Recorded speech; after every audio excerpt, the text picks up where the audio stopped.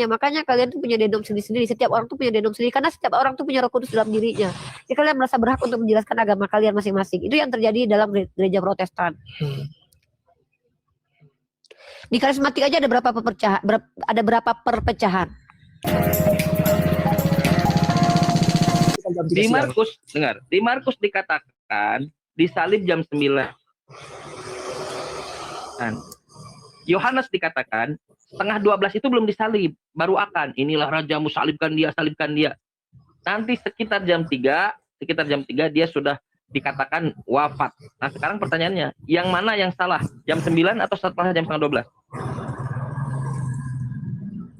Nanti saya pelajari ulang lagi ya, karena saya agak lupa-lupa. MDiv, woi, STT Jeffrey. Ini MDiv-mu. Gimana kalau saya kasih tawaran begini? Bagaimana kalau dosen aktif di STT Jeffrey dialog dengan saya di sini? Gimana? Begini Bang, orang itu kan bisa lupa. Apalagi saya banyak urusan mengurus jemaat. Iya, saya ngerti. Makanya gini, saudara pastor, bagaimana kalau Anda bawa rekanmu atau kalau bisa dosen yang aktif di STT Jeffrey karena Anda MDiv dan Jeffrey, Anda ajak ke room ini, kita dialog 2 lawan 2. Kang Chan dengan Uniriva pakai janur kuning, Anda dengan dosen Anda pakai janur merah. Gimana? Berdarah-berdarah. Ini Bang Chan. Tidak semuanya hamba Tuhan mau berdebat. Banyak hamba Tuhan tidak mau berdebat, itu masalahnya. Enggak berdebat kita. Jangan bilang berdebat. Kalau berdebat pasti nggak mau, ngobrol aja bilang. Nanti setelah ini kita debat habis-habisan. Iya. Ngobrol aja bilang. Nanti ada Kang Chan dengan Uniripa, kita akan ngobrol. Anda dosen, saya MDiv, saya udah MDiv nih. Saya bukan dosen. Bukan ngajak temanmu yang dosen. Kan kalau dosen masih hangat-hangat tuh menyesatkan orang kan. 15 orang di kelas disesatkan oleh dia kan tiap hari tiap malam kan. Masih seger dia. Naiklah sini. Topiknya ini nih, dengan topiknya. Topiknya apa nih? Dia mau bawa katanya besok lusa. Ya, nanti. Topiknya. Kritik teks aja, kan dia pastor ilmiah, sesuatu yang ilmiah aja. Oke, kalau apakah Bible atau Quran yang firman Tuhan?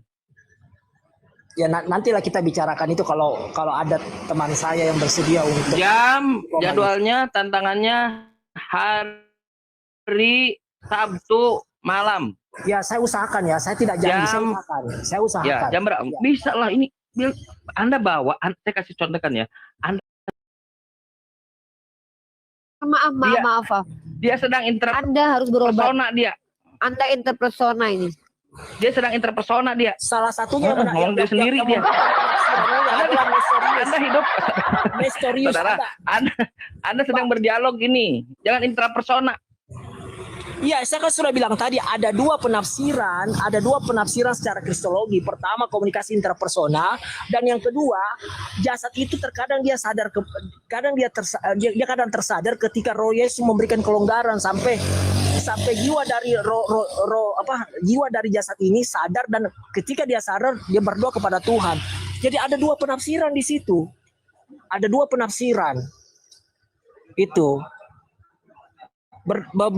berdasarkan kacamata kristologi. Tahu enggak Anda yang Anda lakukan ini? Apa yang Anda lakukan ini adalah melakukan sebuah penafsiran, ya. Yang mana yang Anda tafsirkan ini adalah hal yang sangat jelas, hal yang sangat eksplisit. Jadi Anda mencoba tanpa Anda sadari dan tanpa Anda akui, Anda sedang mengatakan Yesus itu tolol. Karena dia tidak karena menurut Anda sehingga Anda tafsirkan perbuatan Yesus seolah-olah Anda mengatakan bahwa Yesus itu adalah orang yang turun ke dunia itu sia-sia pekerjaannya. Kenapa? Apa yang dia ajarkan selama ini harus ditafsir ulang oleh Anda.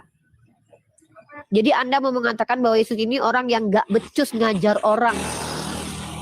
Bukan tidak becus. Jadi kita harus pahami. Coba Anda jelaskan bahwa penjelasan Anda itu adalah pengajaran Yesus, bahwa dia sedang interpersona, itu dapat dari mana? Pengajaran Yesus enggak? Kan ada dua penafsiran tadi. Ada dua penafsiran. Penafsiran itu bukan dari Yesus. Kalau kami Nabi Muhammad SAW itu dia yang bawa Quran, dia yang nafsir. Kemudian dia yang menjelaskan tafsirannya kepada para sahabat. Artinya Iya, kami tetap mengikuti Nabi Muhammad. Iya, Anda memang kan itu Alkitab adalah perlu ditafsirkan. Kan Saya nggak bilang namanya kitab suci memang perlu ditafsirkan, tapi yang Anda lakukan ini adalah menuduh Yesus itu tulul. Karena seolah-olah ketika Yesus berdoa kepada Bapaknya, dia mengatakan bahwa aku akan pergi ke Bapakku dan Bapakmu. Itu dia sedang ngada-ngada. Sehingga, bukan seperti yang dia maksud. Karena yang dia maksud itu salah dan keliru. Sayalah yang benar, Yesus itu goblok. Anda menuduh Yesus itu goblok ngajar. Kenapa ketika dia berkata, aku pergi ke Bapakku dan Bapakmu, bukan artinya seperti itu. Dia goblok. Dia nggak bisa menggunakan bahasa yang mudah dimengerti. Sehingga Anda menafsirkan ulang perkataan Yesus dan lari dari konteks pembicaraan dia. Ini fitnah keji terhadap Yesus loh. Oke, begini, oke lah, saya ikuti pikiran Anda ya. Anda kan mengutip Minta maaf dulu dong. Minta maaf dulu dong. penafsiran yang pertama. Minta maaf dulu dong. Ya, jangan Bukan dulu. ikuti. Anda minta maaf kepada Yesus. Anda minta maaf kepada Yesus karena Anda telah menuduh dia tolol. Nah, lakukan ini di sini. Oke. Pengakuan. Ketika Tuhan melakukan komunikasi interpersonal, dia lagi mengagungkan dirinya sendiri. Kepada siapa lagi dia mengagungkan? Kepada apa? Pada siapa lagi dia memuji atau mengagungkan kalau bukan pada dirinya sendiri? Tidak mungkin Tuhan memuji orang lain, itu tidak mungkin. Pasti dia akan mengagungkan, memuji dirinya sendiri. Makanya, tidak mungkin Tuhan memuji orang lain. Ini omongan seperti ini nih gimana? Anda tahu nggak di kitab Anda itu ya, di mute dulu bro, ini noise. Gini. Saya terserah dengan kegilaan kalian. Saya jujur ya. Saya kenapa tidak tertarik mendengarkan penjelasan kekristenan. Makanya saya biarkan Kang Chan karena saya juga lagi flu. Pertama, apa yang dibuat oleh orang Kristen di ruang publik ini adalah penistaan besar-besaran terhadap agama mereka. Saya harus akui itu. Nah, ini juga kenapa orang Katolik itu mulai resah dan gelisah. Dikarenakan setiap Kristen Protestan itu ngeklaim bahwa mereka sola scriptura dan di dalam diri mereka ada Roh Kudus. Maka mereka berhak menafsirkan seperti semau mereka. Seperti yang dilakukan oleh pastor ini yang mengaku bahwa Yesus itu adalah kostum daging yang kemasukan roh Tuhan. Itu tidak pernah ada dalam gereja. Dan bahkan kalaupun ada aliran Nestorius, itu adalah aliran yang dibidatkan oleh gereja. Makanya ada konsili-konsili kemudian. Dan terlepas dari apapun penjelasan agama kalian, saya sebenarnya udah berdamai dengan kegilaan kalian. Jujur saya katakan itu. Tapi tolong seandainya kalian bicara, minimal kalian tunjukkan kalian tuh dasarnya apa. Karena kalau dari tadi asumsi yang kalian bawa tuh nggak imbang dengan Kang Chan. Kami capek cari literasi buat kalian. Yang kalian lakukan adalah membuat sendiri doktrin di agama kalian, di benak kalian, lalu kalian ajarkan kepada orang lain. Hanya sekedar untuk bisa menjawab pertanyaan kami gitu loh. Kita di sini edukasi bro, ya. Edukasi itu kita bukan hanya bicara tentang bagaimana cara menjawab seenak udelmu, tapi kita juga bicara metodologi gitu loh. Apakah ada metode untuk menafsir kitab kalian yang ilmiah bisa diterima secara rasional gitu? Kalau kami, umat Islam, kami bisa jelaskan itu. Kaidah ilmunya ada. Anda tadi bicara bahwa Yesus kostum, itu tidak pernah diajarkan di gereja manapun. Itu adalah pandangan Anda sendiri. Dan bahkan Kristen lain pun mungkin akan bingung dengan penjelasan Anda gitu loh. Nah, saya tanya ke Pak Jemi. Pak Jemi ini Katolik. Coba Pak Jemi, silakan Pak Jemi, apakah Yesus itu sedang bicara kepada dirinya sendiri? Silakan. Pak Jemi bukan Katolik dia. Iya. Gue lagi satu kubu sama lu. Emang pastor ini emang dia ini oneness dia. Iya, terindikasi oneness. Ya, saya pahamnya seperti oneness alias atritunggal. Iya. Sama dengan juga modalisme, sama juga dengan apa namanya itu patripasianisme. Yaitu yang menganggap bahwa Tuhan itu adalah satu pribadi, karena tidak mungkin tiga pribadi. Kitabnya satu, Yesusnya satu, agamanya banyak banget. Aneh. Banyak banget. Campur sari kan, campur sari dia. Campur sari dia. Cuman Kang Chan mau diskusi sama pastor ini. Nggak turun level Kang Chan. Nggak apa-apa, kita mah kecuali Unripa mungkin Ben. Jadi gini Pak Jemi ya. Sebenarnya justru kalau Pak Jemi lihat, entah kenapa setiap orang yang bergelar dan keluar dari ruang akademis yang diskusi dengan kami justru itu lebih rendah value-nya ketimbang orang-orang yang apologet yang bahkan sudah baca literasi. Mohon maaf aku nggak ngerendahin dia. Pak Jemi harus tahu ya, dia ini pastor dan dia ini keluar dari ranah akademik. Jadi sebenarnya kami nggak rendah, cuman kami sedih aja gitu lihat kalian yang udah belajar aja tuh kayak gini, gimana yang nggak belajar gitu loh. Itu Pak Jemi. Karena Pak Jemi harus tahu ya, mohon maaf, di dalam doktrin Kristen atau penjelasan Kristen itu kita sulit bedakan mana orang belajar, mana orang nggak belajar. Terkadang orang nggak belajar itu lebih merasa tahu daripada orang yang belajar. Contoh Edis. Edis itu bukan pembelajar ya, tapi dia berani ngata-ngatain Pak MYM, Deki Gadas yang bahkan itu adalah doktor. Jadi gelar itu nggak ada artinya di depan kekristenan. Karena di Kristen itu adalah ketika kau bicara dan kau klaim itu adalah dari Roh Kudus, Nah udah, ya itu adalah susah kebenaran ngomong. gitu. Udah susah ngomong. Kalau udah ngomong Roh Kudus, emang pastor itu dapat dari Roh Kudus. Cuman ini aku bingung, dia itu sebenarnya Begini, Sebentar. Bang ini. Sebentar, Pastor. Aku mau nanya dulu secara pribadi nih. Anda itu memang pastor, pendeta atau awam? Saya Ya, pastor di salah satu gereja, gereja karismatik non Allah. Jadi kitab kami itu bukan lagi yang seperti yang Anda baca, LAI. Kami punya terjemahan punya terjemahan tersendiri yang benar yang dinamakan IMB, Indonesian Modern Bible. Saya namanya Gereja IHS. Jadi gembala utamanya adalah Bapak Yusak Adis Siswantoro. Silakan searching di Google kalau Anda nggak percaya. Jadi alirannya apa? Alirannya apa nih kalau boleh saya tahu? Aliran karismatik. Aliran karismatik. Ya. Ya, karismatik non Allah. Dan gelarnya pastor. Ya, karena memang ada sebagian dari karismatik itu memakai kata pastor, bukan pastor sebutannya. Pastor itu sebutan Belanda. Yang kami pakai sebutan Inggrisnya pastor. Oh gitu. Ya berarti abang Protestan ya? Bukan Protestan, Kak. Saya karismatik. Karismatik itu pecahan dari Protestan. Iya Protestan kan? Ya, iya, kalau pecahan, sudah pecahan dari Protestan. Pecahan. Kenapa abang berpikirnya tadi ini mengangkat ayat kepada Tuhanku dan Tuhanmu, Allahku, Allahmu. Abang bilang itu satu pribadi, gimana ceritanya itu? Ya kalau 3 pribadi berarti ada 3 Tuhan kan? Lebih tidak masuk akal lagi yang Tritunggal itu. Baru sebenarnya mempergunakan kata Tritunggal itu berdasarkan bahasa Sanskerta itu sudah menyalahi kaidah bahasa. Seharusnya Trieka, bukan Tritunggal. Anda sebagai orang-orang yang memakai kata Tritunggal. Oke, saya ngerti. Anda tidak paham kaidah bahasa Sanskerta. Sekarang saya tolong terangkan sama abang satu ayat di mana Yesus ketika keluar dari air datang Roh Kudus, adalah anakku yang kukasih kepada aku berkenan. Satu pribadi berarti. Iya, dia satu pribadi. Berarti itu namanya begini. Tuhan bisa suara perut gitu. Bisa jadi Yesus, bisa jadi Dia satu pribadi dengan 3 peran. Ketika di perjanjian lama dia sebagai Bapa, ketika di perjanjian baru dia sebagai Yesus, dan ketika di zaman sekarang dia sebagai Roh Kudus. Jadi satu pribadi dengan 3 peran. Itu yang masuk akal. Dibandingkan kalian mengajarkan bahwa Bapa itu bukan Yesus. Masuk akal dari mana masuk akalnya, Bang? Loh, saya bilang tadi, dia satu pribadi dengan 3 peran. Di perjanjian lama dia sebagai Bapa, di perjanjian baru dia sebagai Yesus, dan di zaman sekarang dia sebagai Roh Kudus. Dia satu pribadi. Hanya memainkan 3 peran di situ. Iya, sekarang balik lagi ke ceritanya tadi Kang-Chan sama Uni Ripa. Ketika di Taman Getsemani Yesus berdoa, dia berdoa sama siapa? Nah, saya kan sudah bilang tadi ada 2 penafsiran. Pertama itu adalah komunikasi interpersonal. Pengertian komunikasi interpersonal adalah dia mengagungkan dirinya sendiri, memuliakan dirinya sendiri.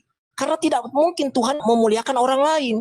Dia hanya memuliakan dirinya sendiri, mengagungkan dirinya sendiri. Tidak mungkin orang lain yang diagungkan. Itu namanya komunikasi interpersonal menurut penafsiran yang pertama. Penafsiran yang kedua adalah jasad itu kadang dia tersadar ketika Roh Yesus memberikan kelonggaran, karena begini. Penafsiran kedua mengatakan bahwa jasad itu dirasuki oleh Rohnya Yesus. Nah, terkadang Roh Yesus memberikan kelonggaran di mana jiwa dari jasad itu tersadar. Nah, ketika dia tersadar dia berdoa. Itu pun penafsiran kedua. Itu penafsiran kedua apa yang saya pelajari. Sebentar.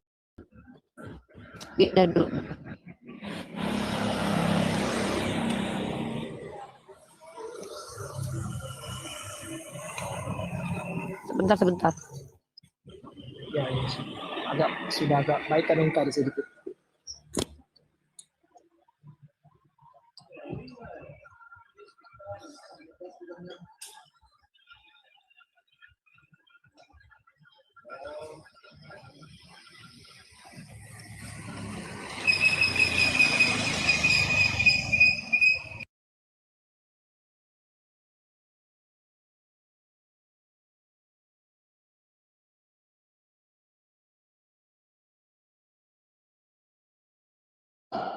Dia bukan datang sebagai Allah.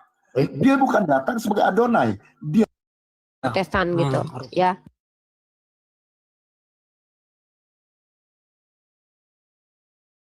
Pandangan baru, ya pandangan baru. Seperti itu. Waduh, ini malah nggak kebaca live aku jadinya. Ntar. Ya. Dan pandangan Anda ini bahkan tidak termasuk dalam pandangan bidat-bidat sepanjang sejarah kekristenan. Kalau misal Anda bawa Sabellius itu masih ada, masih dalam deretan kebidatan. Tapi Anda bawa sesuatu yang berbeda. Orang Sabellius tidak menganggap bahwa Yesus itu adalah kostum. Orang Sabellius atau monarki modalisme menganggap bahwa Bapa itu sendiri mati, sementara Anda adalah orang yang menolak kematian Bapa gitu. Bahkan ajaran Anda sendiri itu tidak termasuk dalam rentetan agama-agama bidat di dalam kekristenan yang dianatema pada konsili-konsili. Kalau dikatakan Ones, Anda juga gak Ones. Karena Anda tidak percaya bahwa Allah Bapa itu mati, yang mati adalah kostum. Ones itu yaitu satu pribadi. Pribadi Allah Bapa yaitu pribadi Yesus. Dan Yesus itu tidak dianggap sebagai kostum gitu loh. Jadi Anda adalah bidat terbaru yang mengkolaborasi ajaran Nestorius dengan Sabellius. Ya, boleh saya menanggapi Mbak? Ya, yang mengatakan Boleh. kostum Yesus itu kan memang kan adalah aliran Nestorianisme ya. Itu yang pertama kali mengajarkan bahwa yang tersalib itu cuma jasadnya Yesus yang adalah kostum. Nah, itulah yang kami anut. Iya, dari situ rujukan kami. Iya, tapi Nestorius juga tidak seperti itu. Nestorius itu menganggap bahwa Yesus itu bukan kostum. Ya, walaupun istilahnya hampir mirip tapi bukan begitu. Anda adalah orang yang mengikuti pola aliran bidat di Kristen yang mendatangkan aliran baru yang cukup bidat, sama seperti munculnya Marcionisme dari ekstrimnya Sabellius seperti itu. Dan ajaran Anda ini terbaru. Anda satu-satunya, Anda sama seperti Edis ya. Anda sama persis seperti Edis yang membawa ajaran satu-satunya. Edis itu satu statement yang tidak pernah distatementkan oleh Kristen manapun adalah bahwa penyelipan karya iblis, walaupun itu ada ayatnya dalam Bible. Tapi Edis menyampaikan itu, maka Edis adalah boleh dikatakan salah satu orang yang juga bapak-bapak gereja yang ada sekarang, karena dia mengeluarkan doktrin baru. Jadi di agama Kristen ini adalah kenapa muncul doktrin-doktrin baru, karena setiap orang yang punya bahasa baru dan pemahaman baru itu kadang diterima, dan mereka lah bapak-bapak gereja seperti Tertullianus. Tertullianus membawa istilah sendiri, unus substansi tres persona, Anda tahu itu. Dan Anda juga bawa bahasa sendiri, yaitu Yesus adalah kostum yang ditutupi oleh ilahi itu sendiri. Dan ajaran Anda ini tidak termasuk dalam ajaran bidat yang dianatema gereja-gereja dalam konsili, tetapi ajaran yang perkembangannya dan bahkan mengkolaborasikan antara Nestorius dengan Sabellius. Protestan itu sekitar 600 juta jiwa di seluruh dunia kan. Dalam situs CNBC dirilis bahwa Katolik itu ada sekitar 1,2 miliar, Kristen Protestan itu 600 juta jiwa. 600 juta jiwa itu 600 juta juga denomnya gitu loh. Karena setiap Kristen Protestan itu punya pandangan sendiri, dan kadang dia kalau dalam sisi pandangan satu dia sama, di pandangan satu lain dia nanti beda. Pasti ada perbedaannya. Makanya kalian tuh punya denom sendiri-sendiri. Setiap orang tuh punya denom sendiri karena setiap orang tuh punya Roh Kudus dalam dirinya. Jadi kalian merasa berhak untuk menjelaskan agama kalian masing-masing. Itu yang terjadi dalam gereja Protestan. Di karismatik aja ada berapa perpecahan? Karismatik itu kan cuma dua yang saya ketahui ya. Sebagian itu dia berpaham Tritunggal, sebagian ya berpaham seperti saya ini. Oke, kita lihat ya. Ini yang kenapa kalian itu semuanya tuh kayak seolah-olah menjadi nabi dan rasul untuk diri kalian sendiri gitu. Ya. Ini yang kenapa kita diskusi itu sulit pada akhirnya gitu. Kenapa? Karena setiap Kristen itu punya denom-denom baru gitu. Ya. Kalau kita lihat tuh karismatik itu banyak sekali. Bentar ya, kita lihat nih. Betul. Kita coba cek ya. Nah, ciri umum karismatik itu adalah menggunakan bahasa roh, ya. Dan ada penekanannya adalah kuasa Roh Kudus. Dan biasanya Anda tahu nggak, Luga Tambunan itu adalah karismatik. Anda tahu apa statement dia? Ya. Dia mengatakan bahwa Roh Kudus adalah wanita. Roh Kudus adalah perempuan. Bapa adalah laki-laki, Roh Kudus adalah wanita, dan Yesus adalah anaknya. Itu karismatik. Iya. Beda lagi dengan Risudi Lubis, ya. Jadi ada namanya karismatik Katolik, ada namanya Pentakosta, ya. Dan di internal karismatik itu pandangan-pandangan nanti tentang bagaimana bahasa roh yang benar, doktrin kemakmuran seperti apa, otoritas rasul modern seperti apa, itu banyak perbedaan-perbedaannya. Nah, contoh aliran yang muncul itu Word of Faith, New Apostolic Reformation, Oneness Pentakosta, Hyper Karismatik. Nggak cuma 2, bro, banyak. Nah, itu yang terdeteksi ya. Coba aja kalau kalian menjelaskan agama kalian di hadapan jemaat, akan muncul dan baru lagi. Gitu. Itu yang terjadi di agama Protestan. Itu kenapa saya tidak tertarik mendengarkan penjelasan kalian, tapi ya apa sih, saya bagusnya juga eksplor sih pandangan kalian ini supaya umat Islam itu tahu bahwa diskusi dengan orang Kristen itu ya harus ke personalnya, bukan ke agamanya, karena nggak semua mereka mewakili agamanya gitu.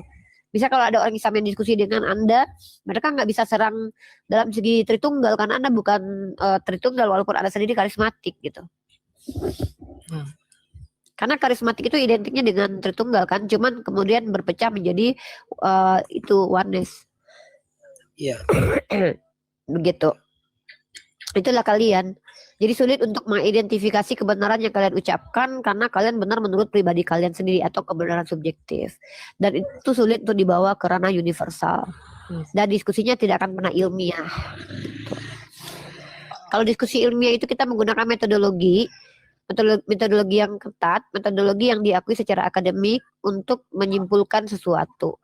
Sementara dari tadi saudaraku, pastor ini menyimpulkan sesuatu bukan menggunakan metodologi yang ilmiah, tapi menggunakan asumsi pribadi dari tadi. Tapi masalah, saya sudah terbiasa dengan saudara kita begitu. Intinya ini menjadi pembelajaran bagi kami umat Islam bahwa kenapa kami bisa mengatakan Islam itu agama ilmiah? Karena kami diikat dengan metodologi yang ilmiah dan sangat ketat sekali, dan bahkan melampaui metodologi yang dibuat oleh dunia akademi. Seperti kalau dalam metodologi sejarah, pengumpulan sejarah, misal saya kasih edukasi ya, dalam pengumpulan sejarah itu tidak mengkaji yang namanya akhlak dari si pemberi informasi sejarah. Tapi dalam pengumpulan hadis kami mempelajari yang namanya ilmu rijal. Jangankan kapabilitas dari penyampai informasi itu secara akademis, akhlaknya pun kami pertimbangkan gitu. Jadi begitulah tingginya ranah ilmu dalam Islam, sangat ketat metodologinya. Kami menjelaskan agama Islam itu tidak boleh seperti Anda. Ada 13